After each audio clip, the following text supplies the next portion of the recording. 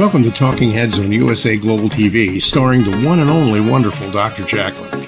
It's a prestigious place where world-class influencers and experts meet, and where you'll find the most trusted advisors and coaches for all things in life and business.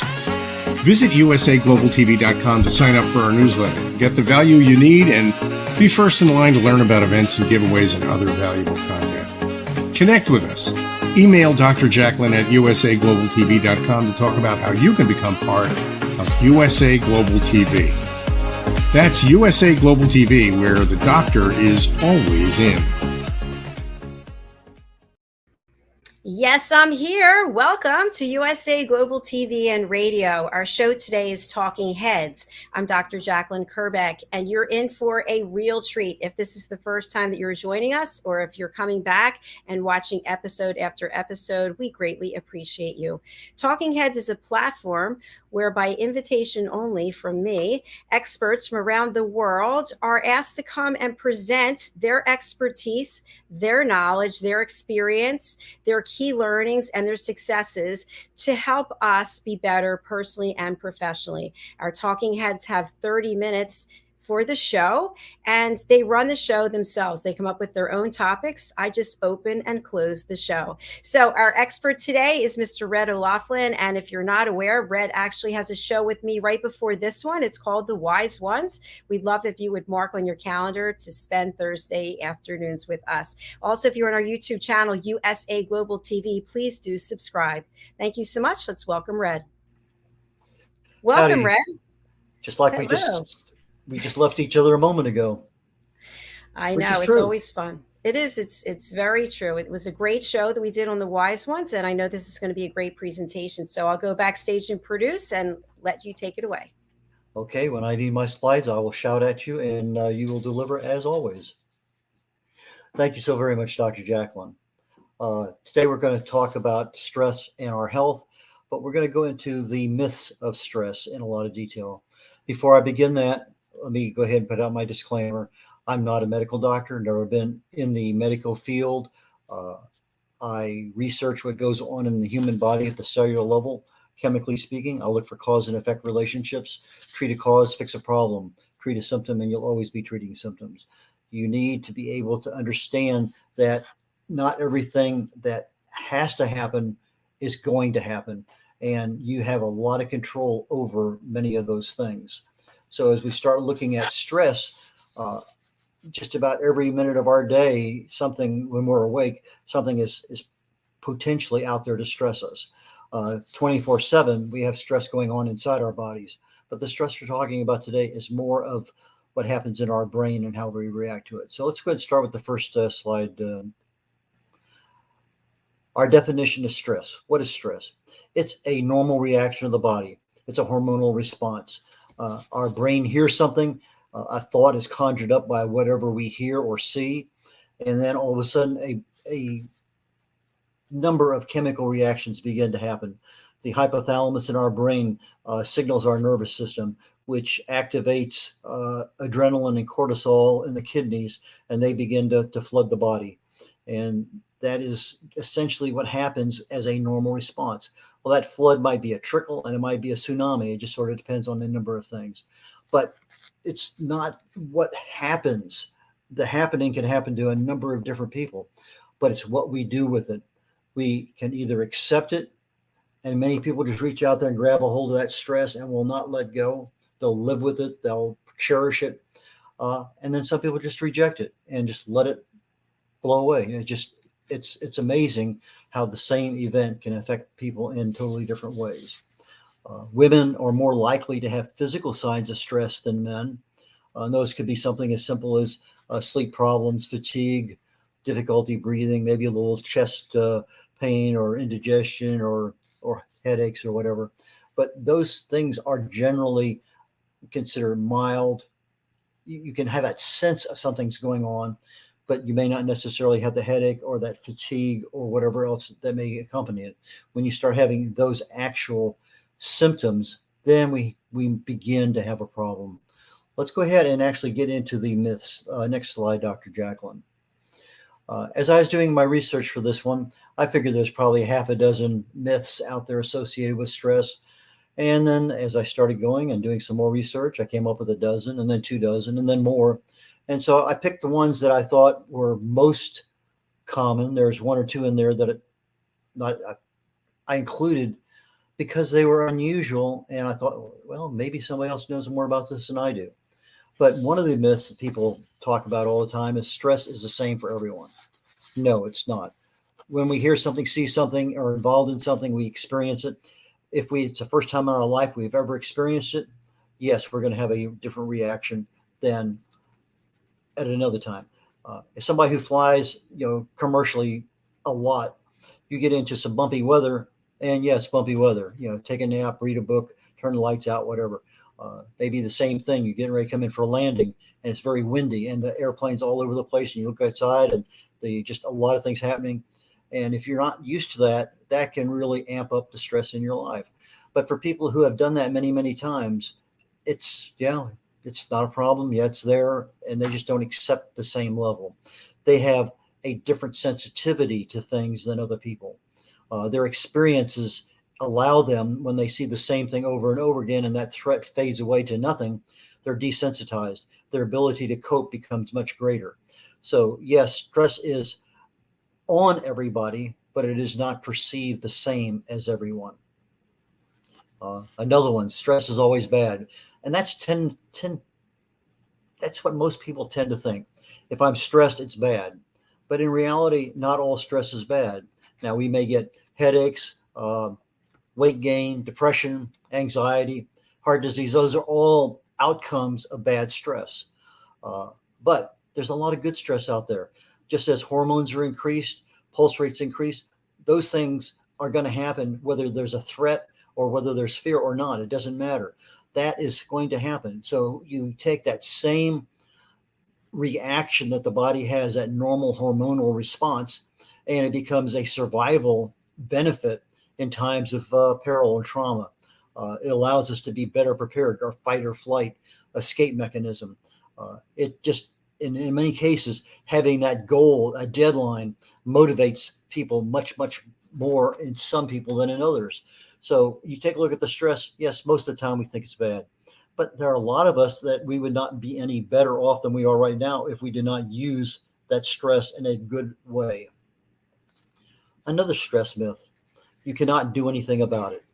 Well, there are many things you can do, but there's also a lot of issues with regard to recognizing it. We may get stress from toxins, from infection, from intense workout, from overexertion. But we can just as easily get stress from different kinds of light. The blue light on your monitor of your machine, the one I have in front of me. I have two machines going right now. The other one I have turned off. I have to wear glasses, blue light filter, because it just affects my eyes. 5 minutes, I will have a headache. And once I've got the blue light filters, I can spend hours in front of it and not have a problem. It might be noise, background noise, vibration. Might have a food allergy, a reaction. Aging is a normal stress mechanism in the body. If you're starved or dehydrated, if you're overly hot or overly cold, those things are out there all the time. And yes, we can do things about it. We learn to prioritize. We learn to manage. We start to be able to sensitize ourselves in such a way that we are not perceiving it at the same level as we did before. Another stress myth is most popular stress management techniques are the best. In other words, if I use the best ones out there, I'm going to relieve my stress. Well, we don't all handle stress the same way. And as such, the mechanisms that we use to treat ourselves are not all the same way. Some people may react very, very well to a guided imagery or meditation. I use pranayamas for breathing exercises. I find them to be very, very helpful. I use EFT, again, very, very helpful. But for me, I know that I need at least a minimum of 8 minutes for that to be effective to me. If I just do it for 4 or 5 minutes, yeah, I get some benefit. But if I want the effectiveness, I need a little bit longer. Some people, just a simple thing as a hug, a smile, a laugh, eating a balanced meal, exercise, yoga, time off. Everyone is different. And as such, the best stress management techniques for person A is not the same as the stress management techniques that would be best for person B. So those things are things we need to be cognizant of. Let's go ahead and jump to the next slide, Dr. Jacqueline. Okay. We may sometimes hear no symptoms mean no stress. Well, just because you can't feel something or exhibit a symptom doesn't mean there's stress there. Stress is a natural and normal situation in the body. It's there. We react to all different things. It can be emotional, it can be physical, it can be psychological. Many times it may be masks because we're taking a drug or some other sedative, booze, nicotine, any other calming mechanism. Our sensitivity is diminished if we're distracted by other things. So we can increase the risks of some things by not even knowing that we have a stress going on in our body. So when that stress happens, recognize it for what it is, but you don't have to accept it. And that's part of the deal, is the fact that if we cancel it out of our world entirely, then we're not able to fully recognize, manage, and prevent it in the future. Another stress myth: only major stress systems need to be treated. Well, let me tell you, there's a clue. If you start having headaches and fatigue and chest pain, yeah, they're minor clues. But if you don't do something, you are going to have something that's irreversible. It could be a heart attack. It could be depression. A lot of times, if you're not getting the same good quality sleep at night and something's bothering you, this is a clue. Something pops up in your brain that is happening. Maybe somebody at work said something. Maybe a relative or somebody in your family did something. Those things will usually pop up in your sleep, and they're going to rob you of good sleep, but they are also a symptom of something going on. So that early warning bell, ding, ding, ding, that I got a little bit of a headache here. I'm tired today, more so than normal. Those are the symptoms that you really need to be aware of. And there should be something you're doing every day. I'm not going to say every single hour, but several times a day to just sit back, relax, and start beginning a normal management process to handle your stress. Another myth: stress cannot be avoided. Well, you can't avoid everything. Uh, and and honestly, you don't want to. You want to be able to know what they are, recognize them, be aware of them, become educated about them, but you want to be able to manage them effectively. Some are unavoidable. We can't handle it. It's just something happens. Uh, you're running late, a red light happens, cars are packed up on the freeway. Some things you have no control over, they're unpreventable, but you don't want to absolutely avoid them. You want to be able to manage them. One that I like a lot, I hear periodically about it. We see a lot of pictures of people. Stress causes gray hair or your hair to turn white. Well, yes and no.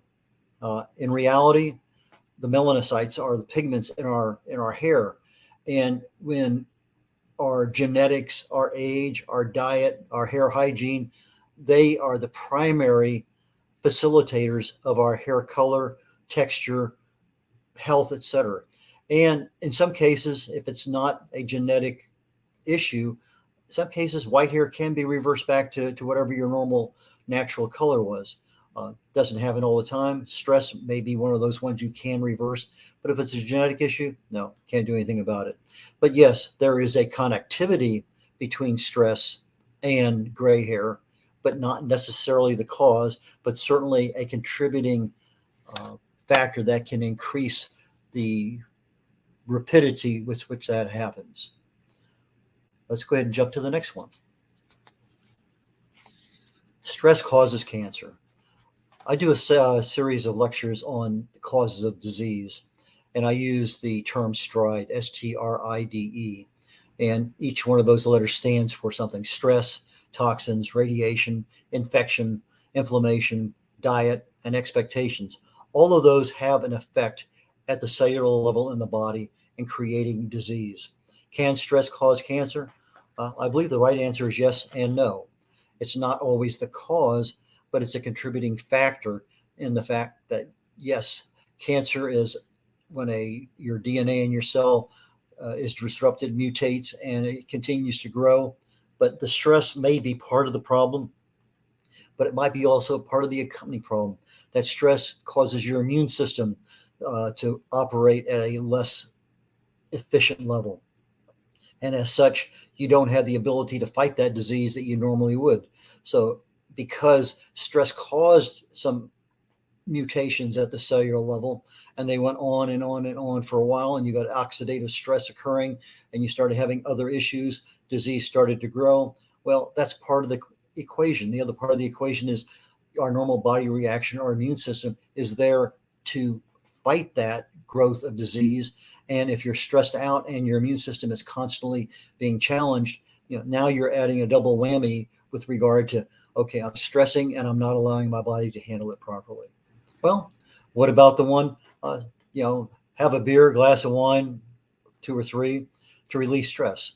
Well, they act as a cheap tranquilizer, whether it's a cigarette, beer, alcohol, or whatever your recreational drug of choice is. They are actually making you feel better, but they're not attacking the cause of the problem. They're a symptom. They're a Band-Aid. They improve your mood. They take your mind off your troubles. But there's a lot of natural things out there: lavender, chamomile, valerian. Just Google natural stress relievers, and you'll find a bunch of them out there. And those are ones that go down to the cellular level in the body rather than masking over as a tranquilizer would. And some people actually need the tranquilizers because they're too far along to have something such as a valerian or lavender really and truly be effective. Another myth: you can always tell when someone is stressed. Well, we have many, many good actors out there in our worlds. And yes and no. Somebody can hide their stress better than anything else just because they're ashamed of it. They think it's not something they want to share with anybody. They're going to lie about it. But some people are more sensitive to others. Again, we talked about at the very beginning. If you're sensitive to something, you're going to show it more. If you have those experiences, let's say you've been in a roller coaster ride 100 times in your life, you're not going to get the same thrill as that person that gets on there the first time because you've already had those adrenaline rushes. You go from pure panic attack to something now that maybe is just a headache or fatigue. So there's 2 ends of the spectrum, and people can hide those things, and they're very, very good at it. You shouldn't, but people are. So no, you can't always tell when somebody is stressed. What about the one you hear, stress causes ulcers? I remember that one from going back forever.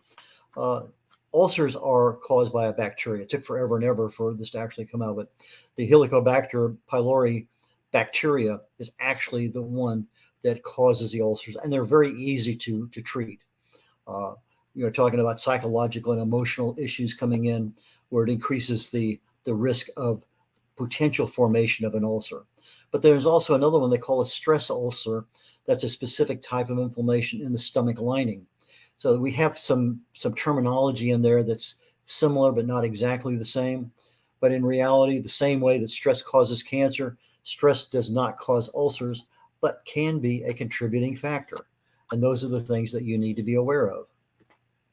Let's go ahead and jump to the next slide, please. Thank you.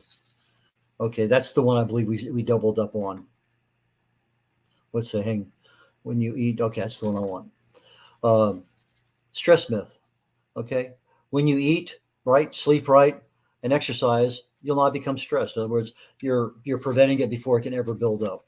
Well, there's a certain amount of, when you eat, you have the energy your body needs, you have the nutrients the body needs to be healthy all the way around. When you sleep, you're allowing your body to repair everything that needs to be repaired. Exercise allows that oxygen to get through the whole body. It helps. It's a calming mechanism. It allows you to cope better. But again, stress is caused by the thoughts in our heads, not by the eating, the sleeping, and the exercising. Those are ways that we combat it, but it's not enough. It's not 100% effective, but it's very effective in minimizing that level of stress.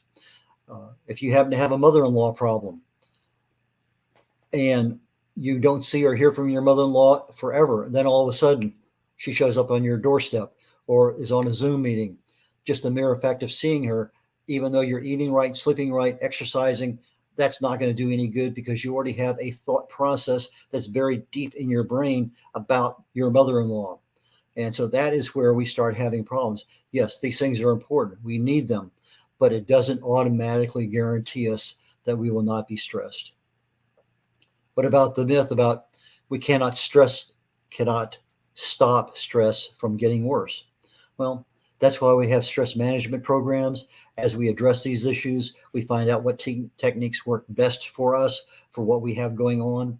And just because what we're doing right now works doesn't necessarily mean that as a new stressor appears on our life, or the frequency or the intensity of that stress becomes more and more, that the same technique is going to work. We want to be able eventually to manage the stress down to it's preventable. One of the techniques I talk about sometimes is being able to write on your hand the name of somebody who really irritates you. Let's just go ahead and I'm going to say that Dr. Jacqueline just irritates me every time I see her. I can't stand her.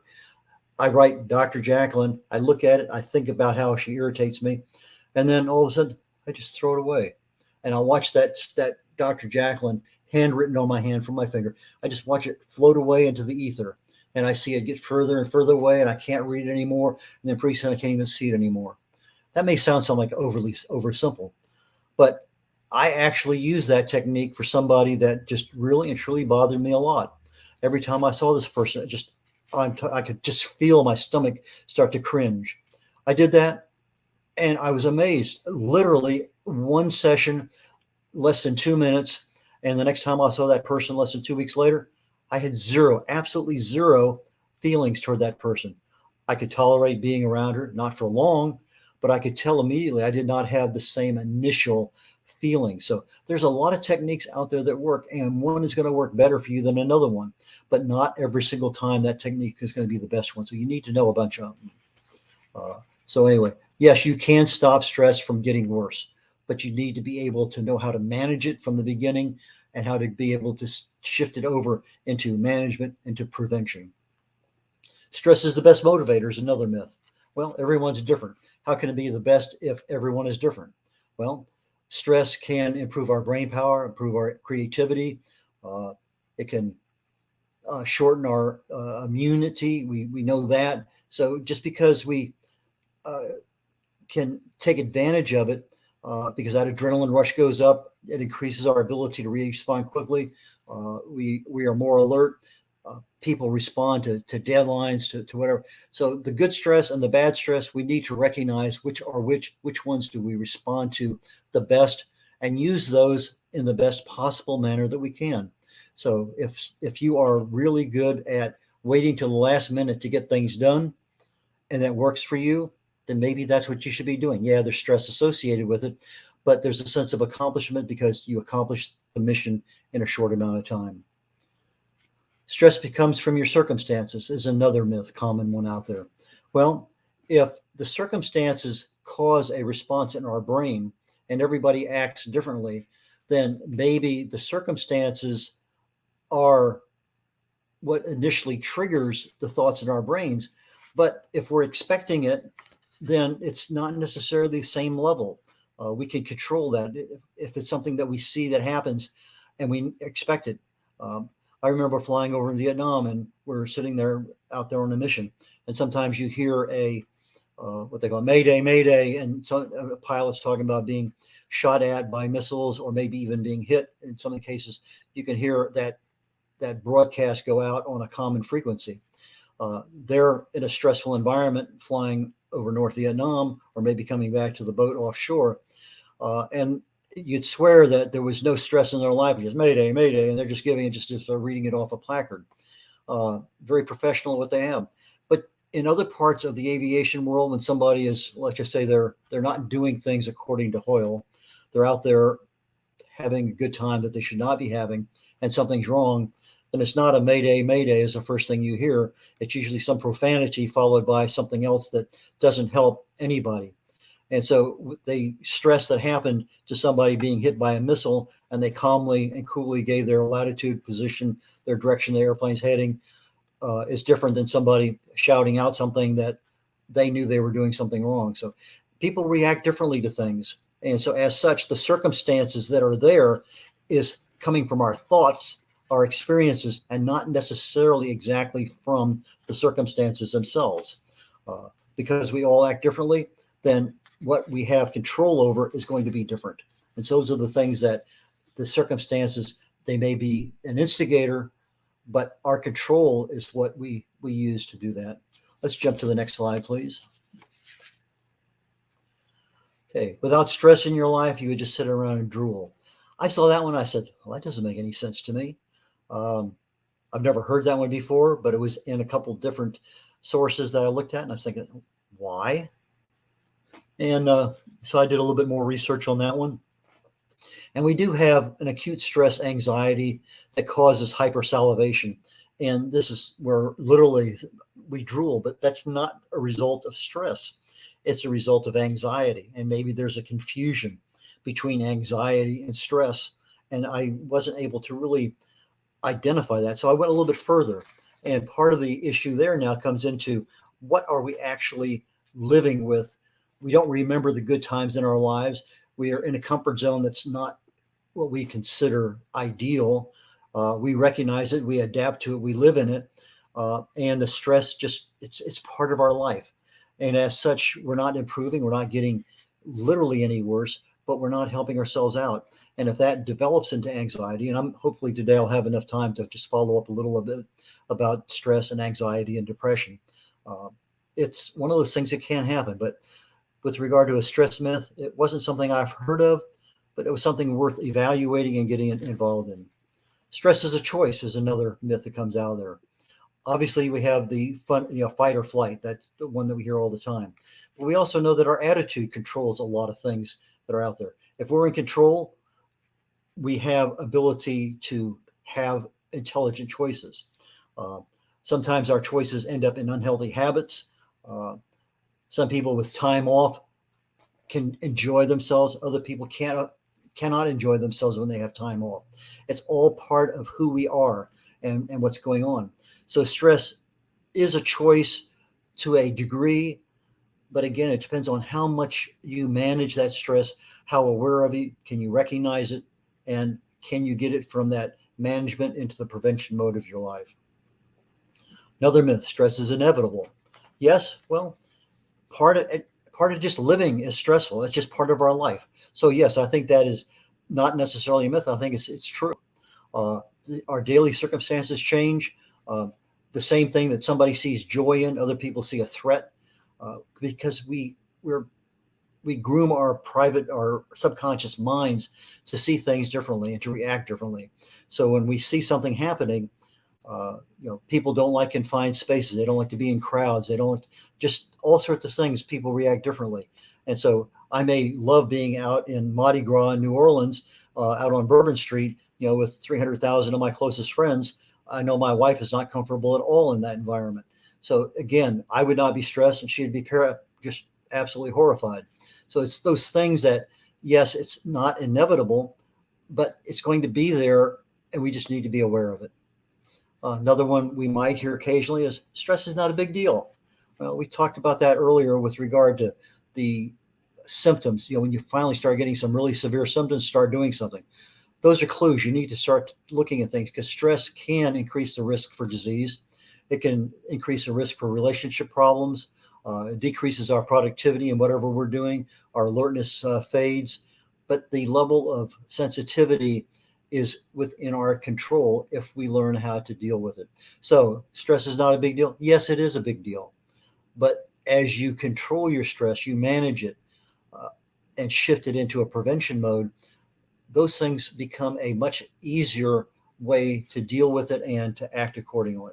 Let's go ahead to the next slide, please. I think we're down to our final three on the slide and one on the next. So stress is related to the number of hours you work. Well, absolutely not. Our perception is not dealing with hours. It's what we think about. It's up here. It can be a contributor to stress, but it's what's up here. It's our cortisol and our adrenaline that create the stress in our body. So as we increase the time for work, it doesn't necessarily increase the stress. Yes, stress is related with work. 80% of people at work have some level of stress. Coworkers create about 40% of the stress in people's lives at work.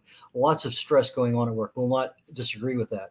But again, it's what you do with it. If you're out there and you hold on to it every day, you have somebody there you can't stand and you just keep that bottled up inside you. Yes, the longer you're with that person, probably the worse your stress is going to be. the worse your health problems will come down in the future. So those are things that you need to do. Sometimes that real need for leisure means I need to unwind a little bit and get out, get away from that. So I take some time off. Psychological, physical problems related to stress are psychosomatic. I saw that and I said, well, probably. And then I started looking at what is psychosomatic? That's a physical illness symptom of some sort that's influenced by our psychological problems or emotional stress. So there's a stress component, but it's not necessarily psychosomatic, something that we think is there. So we have a stress relationship. There is a commonality in there, but that physiological symptom can be made worse from our mental state, but it's not necessarily a cause, but there is a connection. So as we start looking at things, stress is interwoven in so many parts of our physical life, our emotional life, our psychological life. And yes, a lot of physical illnesses are exacerbated by stress. Stress is a mental illness.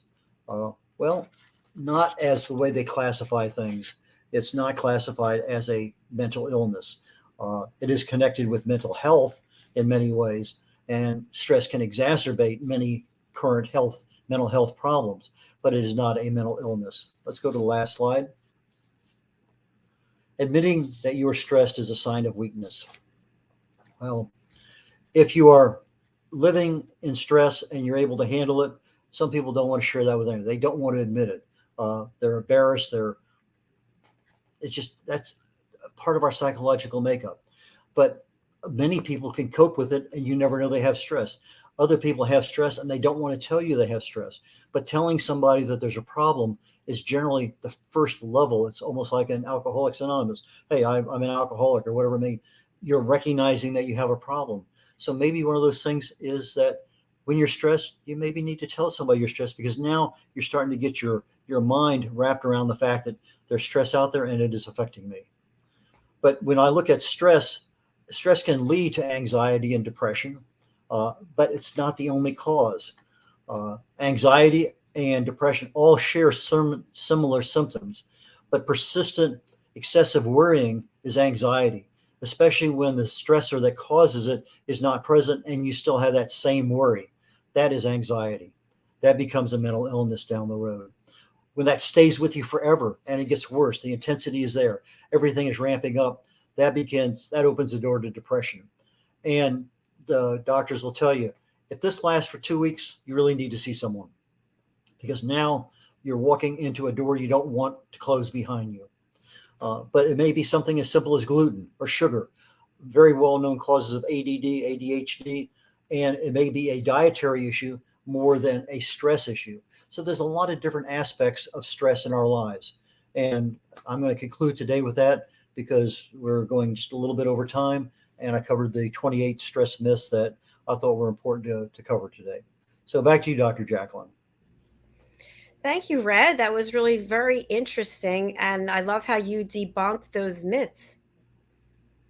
Explain them. I'm not sure debunking, because if you truly believe that something is happening, that's your belief.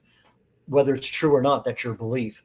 But in reality, because it's how we reach out and grab and hold on and don't let go, that it may be true for us, but not true for everyone else.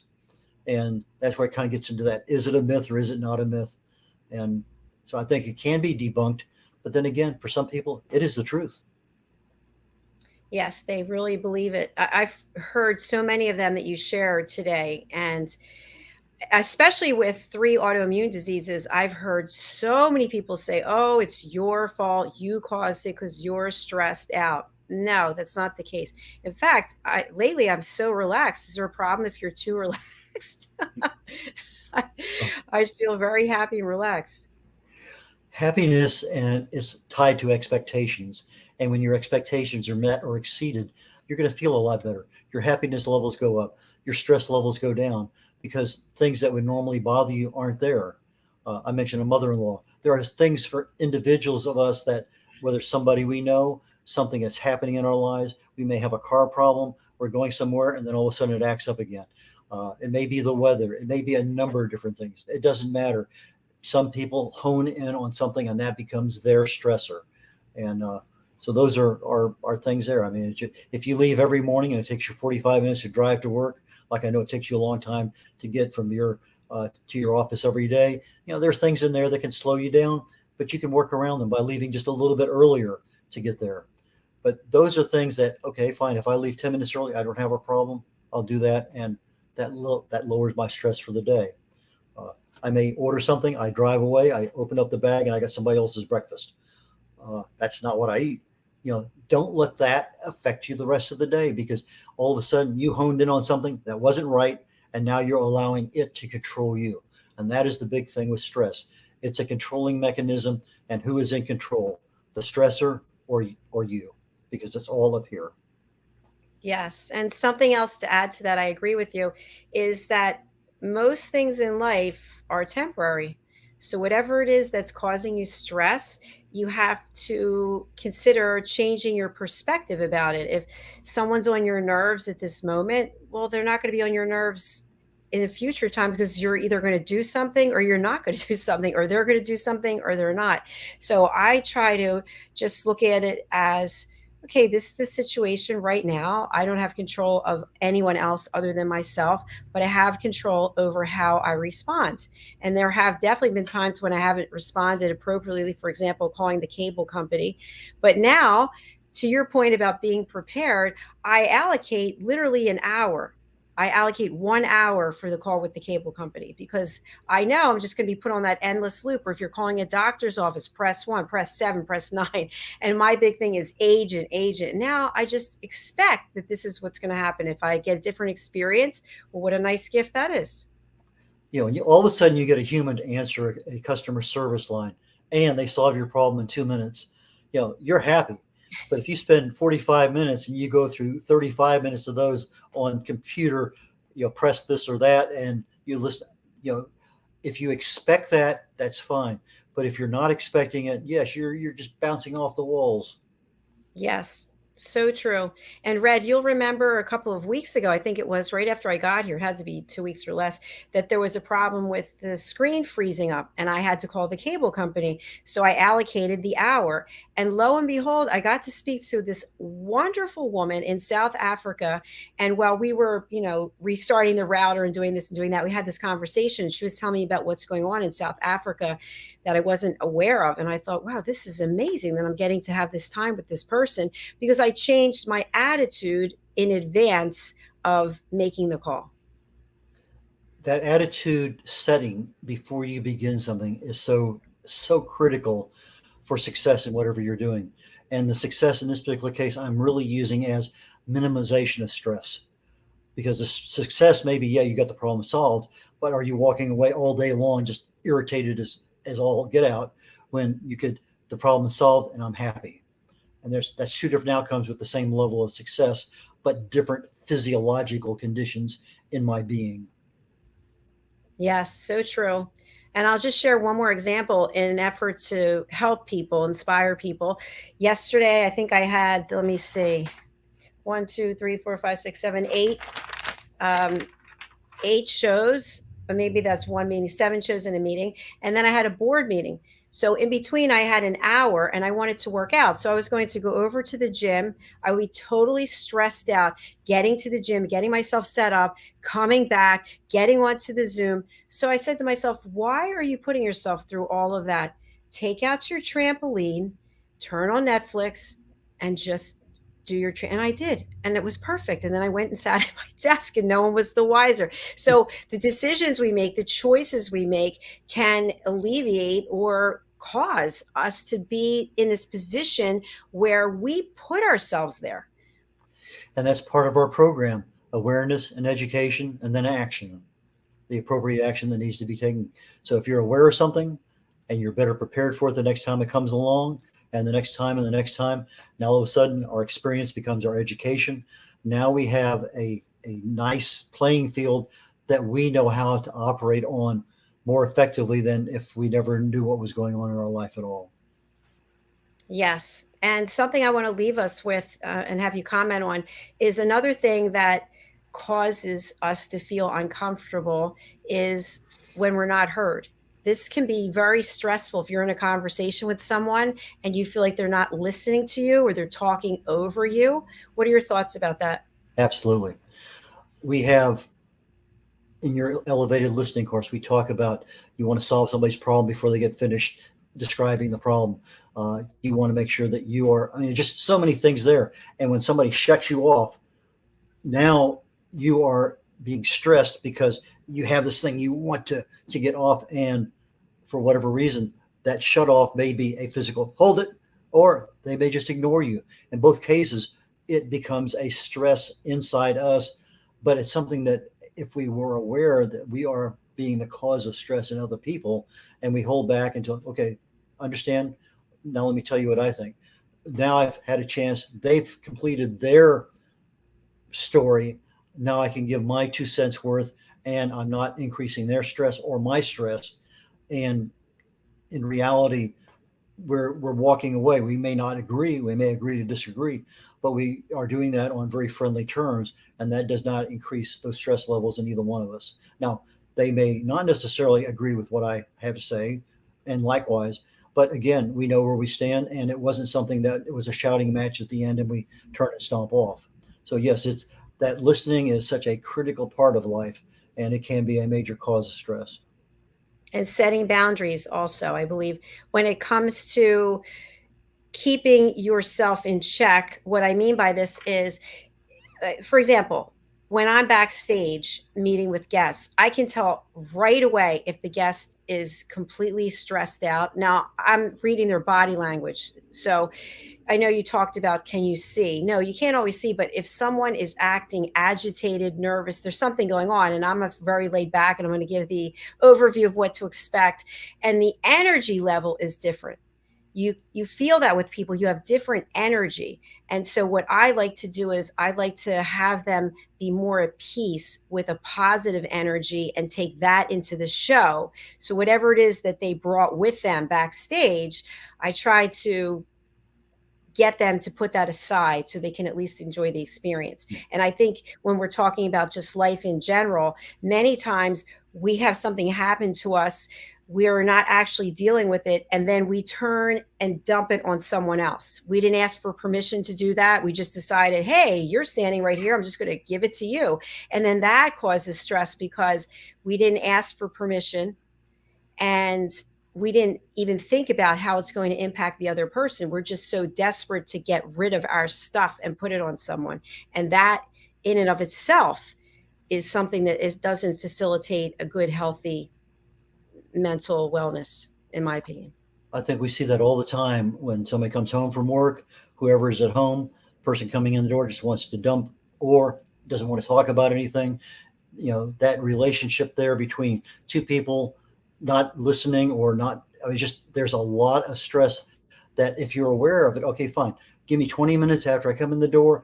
I want to have a beer, sit down and just relax, and then I'll talk about anything you want. Well, that's a boundary that you just talked about. I need that 15 or 20 minutes. Or you walk in the door, okay, tell me about your life, and I'll share whatever. So what are those boundaries? What can facilitate making you in that relationship a better person so that that connectivity between the two of you is enhanced, not stressed out because he'll be home in 10 minutes and you better just be aware. I mean, just there's a lot of things there. So I think we're starting at this awareness level, and that's what we're trying to improve upon. So as we go through these things, hopefully people say, well, maybe I do need to set some boundaries, or maybe I do need to just bite my lip a little bit. Are you done? Okay, let me tell you what I think.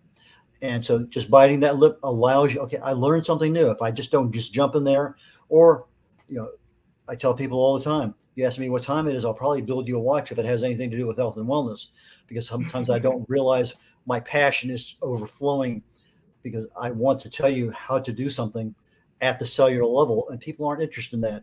Just tell me what I should take. I'm not a doctor. I can't tell you what to take, but I can tell you what's happening, and then it's up to you to not necessarily figure it out, but to take some level of action to educate yourself more. And if you're on a prescription medicine of anything, absolutely do not just start mixing and matching something that's out there over the counter, because that's can put you in some really dire straits. That's why they have doctors or pharmacists. If you can't reach your doctor, just go up to the local pharmacy. Hey, I'm on this one, and I want. Is this going to be a problem? And generally, you can get some professional help that way. But there's so much information out there on YouTube and on Google. It's hard not to find a good answer, and then all you're looking for is a professional to say, yes, I agree. Very good points. And I just want to say, I've said it before and I'm going to continue saying it again, that the information that you share is so relevant, and I have embraced it. And I've changed my life in many ways based on what you've shared.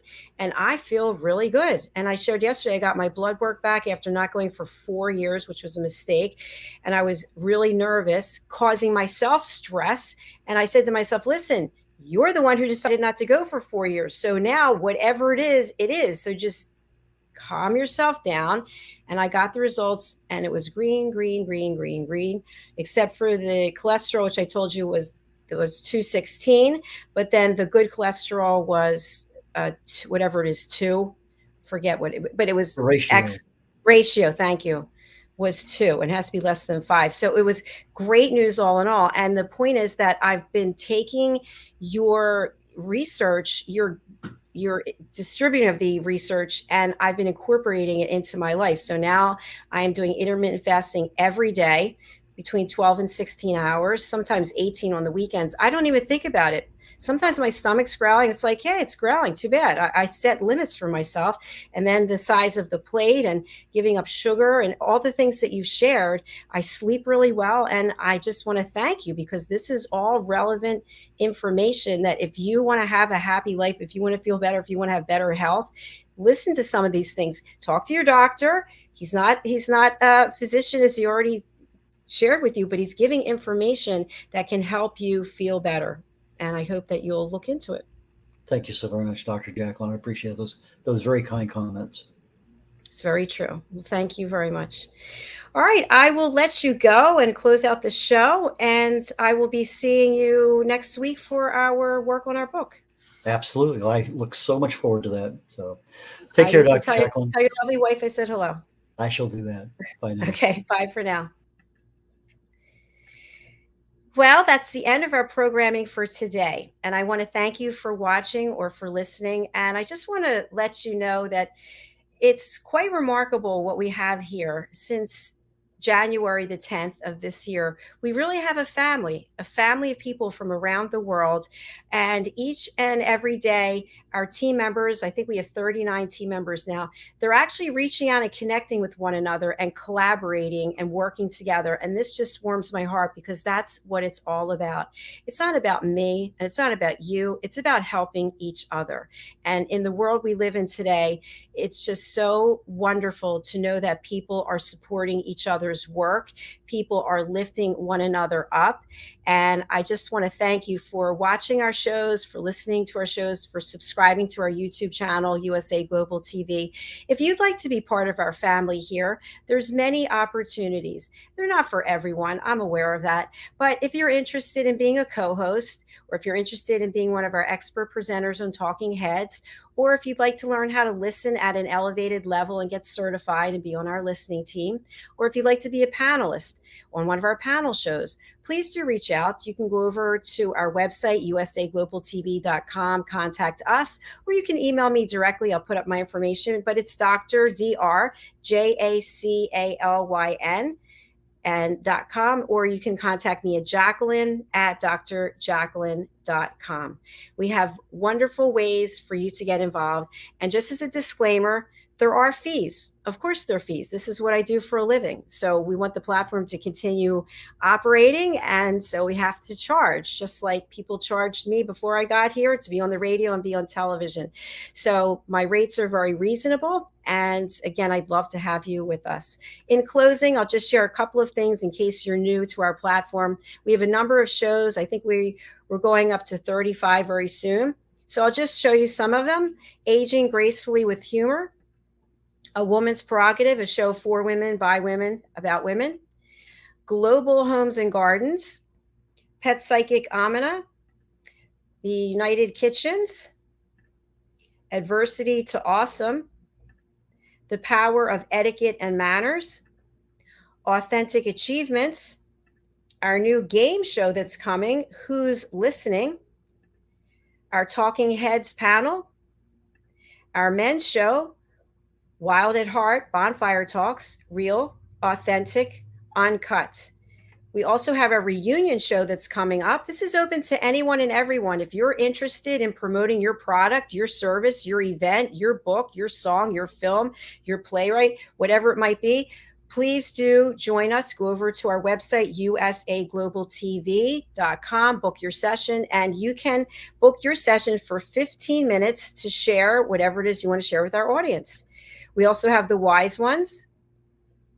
We have the Business Talk Show, and we have the Listening Mentor. We also have Leadership of the Heart, the United Kingdom, Real News and Culture, the Film and Music Show. And that pretty much sums it up. We've got more shows than that, Talking Heads, obviously. But what I want to leave you with lastly is an opportunity for you to join our elevated listening team. These are our elevated listeners. We have Madeline Chan, Debbie Wilson. We have Sonia Moldina, Janetta Barry, Diane Floyd Bain, Connie Hudson, Roland Friedel, Mariska Duprier, Kathy Fulton, red.olaughlin, Al Cini, Alicia Harrison, Teuda Avduli, Caroline Heward, Justin Merigliani, Jean Keegan Daly, Hyatt Ives, and Hajar Oat. And I never say her last name right. Hajar, she's fabulous. So if you'd like to join our team, we'd love to have you. Just go over to drjacqueline.com/shop. You will be able to purchase a course that's 2.5 hours. You can take it at your leisure anytime you want. You can start and then stop. It's $257. If you're not able to afford $257, you can pay it over 6 months. And this way you get to be certified elevated listener. You're officially on our team here at USA Global TV. And you also get your certificates and your headshot featured on our website. In fact, I'm going to pull it up just quickly. Just give me a moment. I'm going to share my screen right now and show you exactly what I'm talking about. Okay.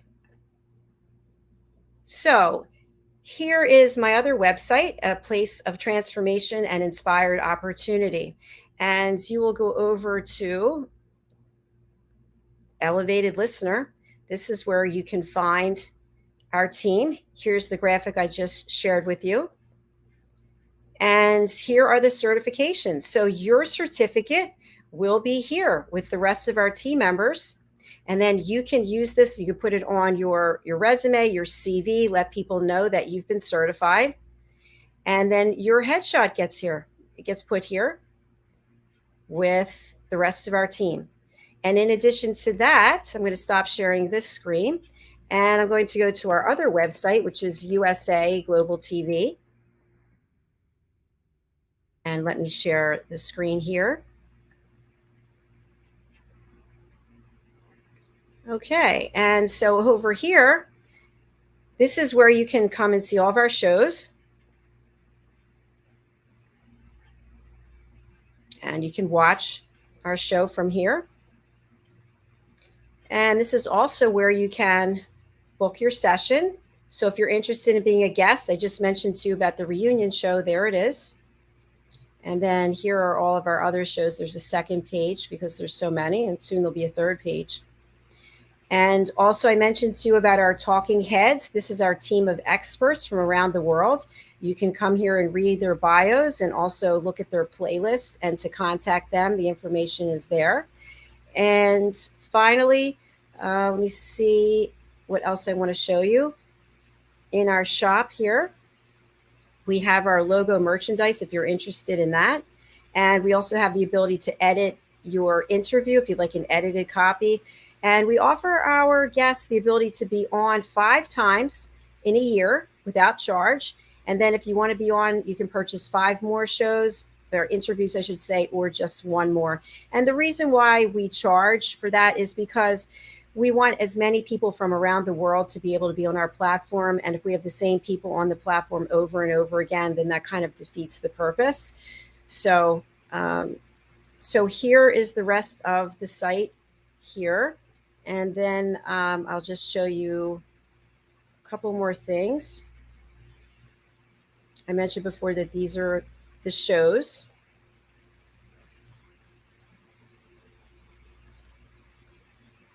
This is a new show that's coming out. So we have some new shows. This is The Amazing Adventures of Lady Ella, the Listening Mentor. And I mentioned to you about the fact that you can get certified as an elevated listener. The characters in this book, on this book cover, are all representative of elevated listeners in the community. So these are people who got certified, and I asked them if they'd like to be featured in a series of books. Each book will have different characters or maybe some of the same.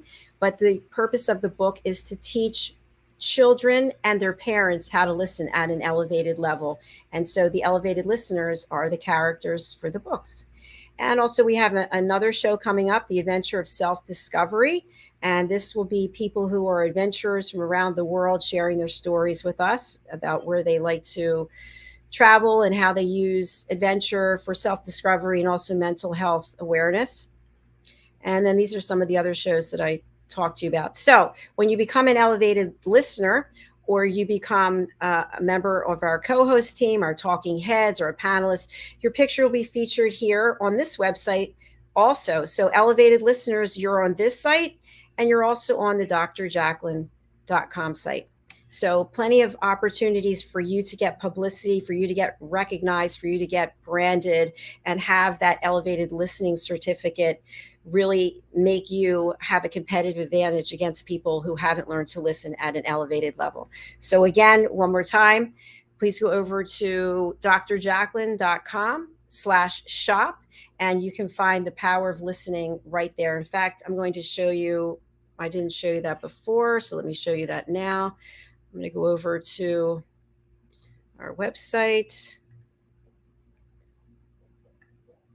Okay, and let me come over here and take this off. All right, so we're over here on drjacqueline.com, and I want to show you how you can actually sign up for the course. So you're going to go to shop at the top, and there it is. We've got logo merchandise here. We've got my book. We've got a new course, The Power of Listening in and Through Nature. We've got Dr. Jacqueline jewelry that will actually be in your name, not in my name. And then the Power of Listening Part 4. So this is the Power of Listening Parts 1 and 2. This is the certification course. And all you would do is add it to your cart. There's a description of what's offered here in the course. And then, as I mentioned before, once you take the course, 2.5 hours, then you'll receive a quiz. The quiz is 7 questions. And when you get 100%, you then will get a certificate like I showed you already. And your certificate, your headshot goes onto this website, drjacqueline.com, and your headshot goes onto usaglobaltv.com as one of our team members. All right. Thank you so much for your attention. I really appreciate it. We'll be back tomorrow with a full day of broadcasting. Our shows tomorrow include, we start at 9 a.m. Eastern Time. We start off with Authentic Achievements. Our guest is Joe Templin. Then we go to The Power of Etiquette and Manners, and our guest is Leanne Barrett Milken Lataka. Sorry if I didn't say that right. We then go to our Talking Heads platform, and my guest expert presenter is Christine Amy Artner. Then at noon, we have Adversity to Awesome, and my guest is Adam Duvall, followed by the United Kitchens with celebrity chef and nutritionist Ricky McKenna. And at 2 p.m., we have The Listening Mentor, where I'll be joined by Caroline Heward, the Harley Street stress expert. And then at 3 p.m., we have Loving Longevity, and our guest is celebrity chef Sally James. And finally, we conclude the day with pet psychic Amina, and she and I will be having a chat about all things related to pets and training pets. Thank you again. I'll see you tomorrow. Take care.